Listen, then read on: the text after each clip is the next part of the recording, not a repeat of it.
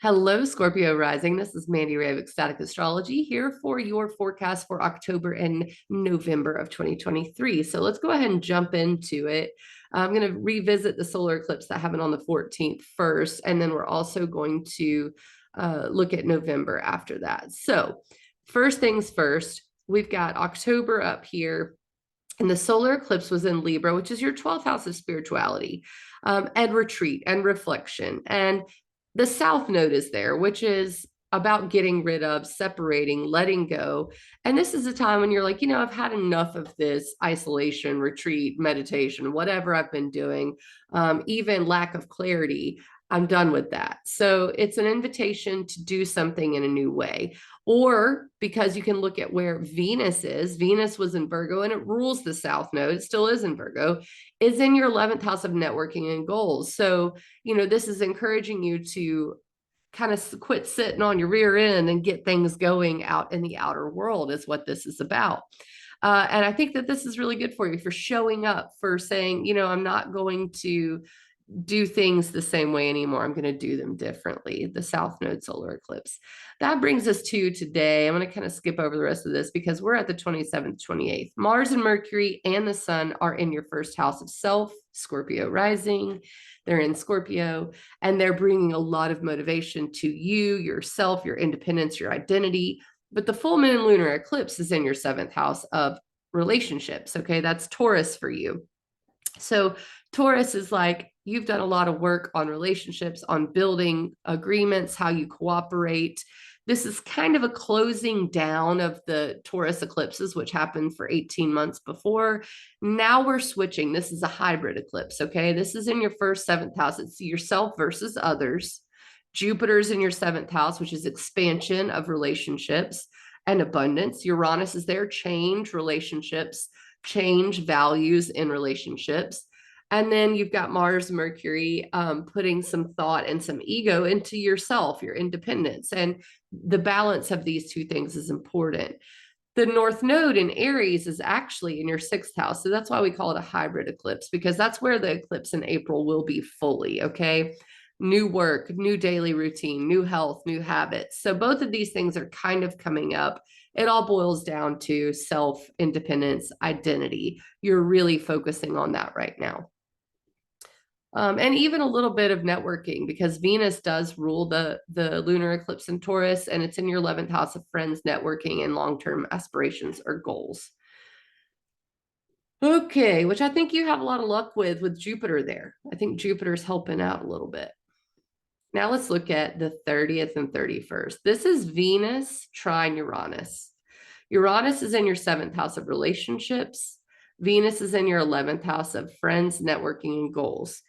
This is supportive. And I think these two things, new people coming in, you reaching new people, learning new things in order to be able to cooperate with new people, goals changing, it's all really good. It's ripe for change. It's ripe for innovation, and it's supportive. And I love this for you. All right, so let's move on to November. I need my mouse. There we go. Got it. November. Okay, so the first, November 1st, the Sun opposes Jupiter. The Sun is in Scorpio, yourself, opposite Jupiter in your 7th house of relationships. A lot of people can be extra spicy around this time. Just it expands everything it touches, Jupiter does. So you're talking about maybe being very social, being seen, showing up. It could also be just being extra you, okay? The Sun is in Scorpio, your first house of self, okay? And you may be triggered by relationships during this time and saying things that may not, you may not normally say, let me put it that way. So just be aware of that, people being extra around that time. Friday and Saturday, the 3rd and 4th, Venus opposes Neptune. Venus is in Virgo in your 12th house of retreat, and it's opposite Neptune in your 6th house. Wait a minute. No, Venus is not in your 12th house. Venus is in your 11th house. Sorry. Virgo, 11th house. I jumped the gun because Venus is moving into your 12th house on the 8th. So Venus in your 11th house of goals, networking is opposite Neptune in your 5th house of creativity, courage, purpose, romance, children. There's confusion there. Something doesn't feel like it's totally clear. Okay. And at the same time, Saturn is going direct in Pisces, which is your 11th house, 5th house. So, yes, that's right. Neptune and let me see if I can text. Neptune, Saturn are all in this area, the 5th house. Saturn goes direct in this 5th house of children, inner child, creativity. Neptune is muddying the waters a little bit, but I think Saturn direct there helps that move forward. If you've had anything in this area that's felt like it's just not moving forward, Saturn direct on the 4th will help, okay? Now, the other thing is at the same time, Mercury is opposite Uranus in your 7th house, Mercury in your 1st house of self. Not Mercury, Mars. No, Mercury. I'm not circling things like I should. Y'all, I'm getting way, way, way out of. Here we go. Mercury in Scorpio, 1st house of self, Uranus in 7th house of relationships. This could be a situation in which you hear something you didn't expect, you find out something about a person you didn't know, or you meet someone new. It doesn't have to be bad, but don't forget Saturn's moving direct in your 5th house of creativity, romance, joy, courage, fun. So at the same time that this could be a little bit of upheaval, at least Saturn is grounding you a little bit as much as it can in Pisces. Okay, so the 6th, Venus trines Pluto, Mercury trines Neptune. Okay, Venus is in Virgo at this time, and it's about to move into Libra. Venus in Virgo is your 11th house of friends, networking, goals, long-term aspirations. It's trine, supportive of Neptune in your, let me double check this, Pluto in Capricorn in your 3rd house. There we go. Okay. When you do, I'm on my 8th one. When you do these a lot, you get jumbled up. Y'all have to forgive me. So Venus is bringing some really nice things to that friends, networks, long-term aspirations area. And it's trine Pluto in your 3rd house of communication, which is really powerful. It's empowering you to reach out, to communicate, to talk, to let people know who you are. At the same time, Mercury is in your 1st house of self. Trine Neptune in your 5th house of creativity. These are both very good. That's why I have a little Rubik's Cube. You're solving a puzzle around this time. Trines are supportive.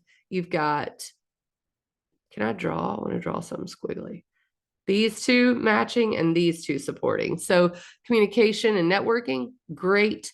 Creativity and self, fun and joy and independence, all working together around that time. And I love that. All right, so Venus moves into Libra. This is what I was waiting on. Venus moves into its home sign on the 8th. Okay, that's your 12th house of retreat, reflection, transcendence, release. Venus is in its home sign, so it's good to have there. You may get a break. You may be able to feel like you're in your spiritual intuition a lot more. But keep in mind, it'll meet the South Node on the 29th, where you will have to separate from something, or you've deemed it not, like needed anymore. So if you've needed 30 minutes to yourself at night and you told your husband to go away, around this time you go, actually, I don't need that anymore. I think good. You don't have to go away for 30 minutes. So I know it sounds ridiculous, but there are ways that this could come out that involve letting go of something that aren't like extremely crazy. But I do think there is something with your spirituality involved here. So, and your need for solitude, which is a 12th house thing, it's kind of going away. Okay. This might also indicate you getting busier, like maybe you don't get, time to yourself anymore. So the 10th, Mercury moves into Sagittarius, which is your 2nd house of finances, and it squares Saturn in your 5th house of children and creativity and romance and love and joy and fun. So there could be a situation in which, you're not exactly able to feel as financially stable right now. There feels like there's blockages and you're not getting what you want. That will revisit. Mercury does it on the 10th, and then the sun does it on the 22nd and squares Saturn from these same places. And then Mars does it on the 24th and squares Saturn from these same places. So money and joy are just kind of in tension right now, aren't they always? It's like, man, if I had all the money in the world, I'd have all the happiness in the world. And if I had all the happiness in the world, I wouldn't need all the money in the world. And that's why they don't exactly jive all the time, right? So when you're talking about creativity and children, that could be an obstacle, and joy and purpose and romance and courage and just letting loose. That's a fifth house thing. That's where Saturn is. That's the obstacle. There's work to be done there. It's square to Sagittarius, your second house of finances, where Mercury is going to be, the sun's going to be, and Mars is going to be. And I didn't mean to jump the gun from the 10th to the 22nd. It's just that those same themes come up. So it's like I might as well go ahead and show you where those are going to come up. Now, November 13th is the new moon in Scorpio opposite Uranus. Scorpio is your first house of self. Okay. So you're starting a new phase in this area, new independence, new identity, new autonomy, new ways of being you based on changes in relationships. And that's all that is. And that's why I have the new way, old way sign up. Now let's look at something really nice. Mercury sextile Venus. That's going to be Mercury in your second house of finances. And this is good. If the squares to Saturn are, not fun, this is a little bit better. Okay. So second house of money to Venus in your 12th house of spirituality. So your intuition may lead you to a way to be expanding this assets part of your life. There's also a sense that you may come into an idea that your values are a little different. Like maybe you don't need this thing anymore, and you're like, okay, I don't really need this expensive diamond ring because I'm not even married to the guy anymore. Let's sell it. And you let it go. That's kind of a 12th house topic. So Venus will be there, and it allows you to have an opportunistic connection between your mind and your heart, and between your money and your spirituality and your intuition. All right, there's a Mars Cazimi on the 17th. That's when Mars and the sun come together. It's a very empowering moment in your first house of self, independence, instincts, and identity. And I think that's why I put the wizard there, because it's just powerful. It's a powerful time to be you, Scorpio rising. So, yay. All right, now we're going to go on to the full moon in Gemini, because I already went over the sun in Sag square Saturn. Full moon in Gemini is actually in your eighth house of investments, shared resources, contracts. Sometimes it's debt, sometimes it's inheritance, empowerment and disempowerment. The sun in Sagittarius is in your second house of finances, and this full moon in your eighth house of shared resources, other people's money, is square to Saturn in your fifth house of creativity, purpose, romance, children, joy. Okay. So this full moon can be a little triggering.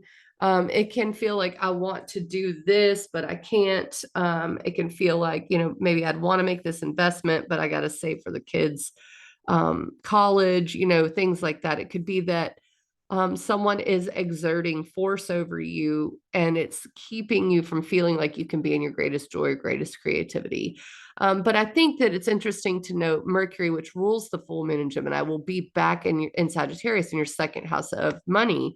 So really, if you look at it, it's about money, it's about assets, it's about your values. And that's what's important around this full moon in Gemini, your values, how you can expand all of that.